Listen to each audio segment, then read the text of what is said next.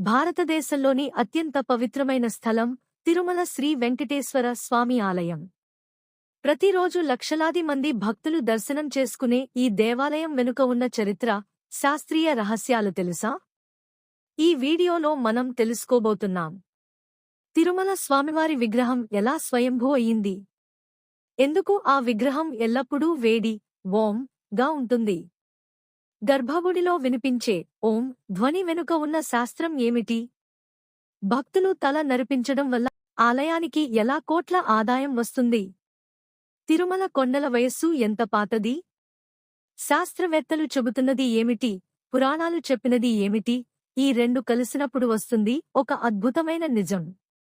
తిరుమల చరిత్ర కేవలం ఆధ్యాత్మిక కథ కాదు, భక్తి, శాస్త్రం మరియు చరిత్ర కలయిక. మీరు చూడండి, ఈ పవిత్ర స్థలంలోని రహస్యాలను భక్తి కళ్లతో మరియు శాస్త్రబుద్ధితో. పురాణ చరిత్ర. తిరుమల శ్రీ వెంకటేశ్వర స్వామి ఆలయం ఆంధ్రప్రదేశ్లోని చిత్తూరు జిల్లాలో తిరుపతికి సమీపంలో ఉన్న తిరుమల కొండపై ఉంది. ఇది శ్రీమన్నారాయణుడి అవతారమైన శ్రీ వెంకటేశ్వరుడు, బాలాజీ, శ్రీనివాసుడు, గోవింద కు అంకితం చేయబడినది. పురాణాల ప్రకారం కాలియుగంలో భక్తుల పాపాలను తొలగించడానికి విష్ణు భగవానుడు వెంకటాద్రి కొండపై శ్రీనివాస రూపంలో అవతరించారు. పద్మావతీదేవితో వివాహం అనంతరం ఆయన తిరుమలలో స్థిరపడ్డారని వెంకటాచల మహాత్మ్యం చెబుతుంది. ఇతిహాస సమాచారం.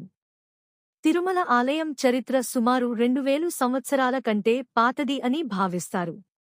చోళులు, పాండ్యులు, విజయనగర రాజులు, మహారాజులు ఈ ఆలయానికి విస్తృతంగా విరాళాలు ఇచ్చారు. విజయనగర రాజుల కాలంలో కృష్ణదేవరాయుడు మొదలైనవారు ఆలయం విస్తరించబడింది, గోపురాలు, మండపాలు నిర్మించబడ్డాయి. కృష్ణదేవరాయుడు ఆలయానికి బంగారు గోపురం అందజేశాడు. శాస్త్రీయ ఆధ్యాత్మిక విశేషాలు. 1. విగ్రహం, ఐడల్ యొక్క రహస్యం. తిరుమలలో ఉన్న శ్రీ వెంకటేశ్వర స్వామి విగ్రహం స్వయంభూ, సెల్ఫ్ మానిఫెస్టెడ్ అని నమ్ముతారు. విగ్రహం శిలాశాస్త్రం ప్రకారం సలగ్రామ శిలల మిశ్రమంతో ఉండవచ్చు. ఇవి ప్రధానంగా సిలికా, కార్బనేట్ పదార్థాలు కలిగినవి. శాస్త్రీయ పరీక్షల్లో భూగర్భ ధ్వని విశ్లేషణలు విగ్రహం లోపల నిరంతర శక్తి తరంగాలు లేదా వైబ్రేషన్ ఉంటుందని గుర్తించారు. 2. విగ్రహం ఉష్ణోగ్రత, టెంపరేచర్ మిస్టరీ.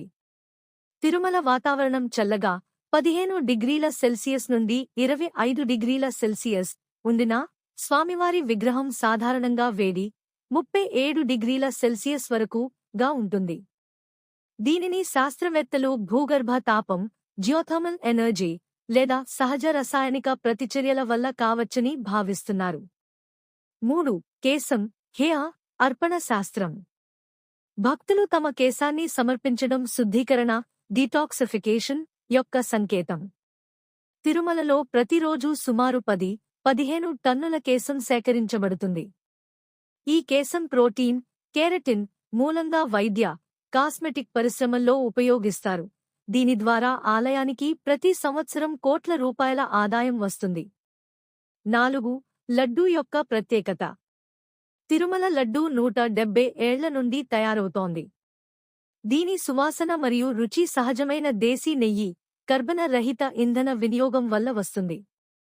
లడ్డూ ప్రిపరేషన్లో నానో బ్యాక్టీరియల్ రహితత కోసం విశిష్టమైన శుభ్రత ప్రమాణాలు పాటిస్తారు. 5. ఓం ధ్వని అనుభూతి. గర్భగుడిలో స్వామివారి వెనుక భాగంలో కొన్నిసార్లు వినిపించే ఓం వంటి స్వర తరంగాలు రికార్డు చేశారు. ఈ తరంగాలను శాస్త్రీయంగా నిరంతర వైబ్రేషన్లుగా పరిగణించారు. ఇవి సౌండ్ వేవ్స్, భూగర్భ రిఫ్లెక్షన్ వల్ల ఏర్పడవచ్చు. భౌగోళిక విశేషం. తిరుమల కొండలు శేషాచలం పర్వత శ్రేణిలో భాగం. ఇవి సుమారు 2.5 బిలియన్ సంవత్సరాల పాత రాళ్లతో ఏర్పడ్డాయి. భూగర్భ శాస్త్రవేత్తలు దీన్ని భారతదేశంలోని ప్రాచీన భూభాగాల్లో ఒకటిగా పేర్కొన్నారు. ఆధ్యాత్మిక సందేశం.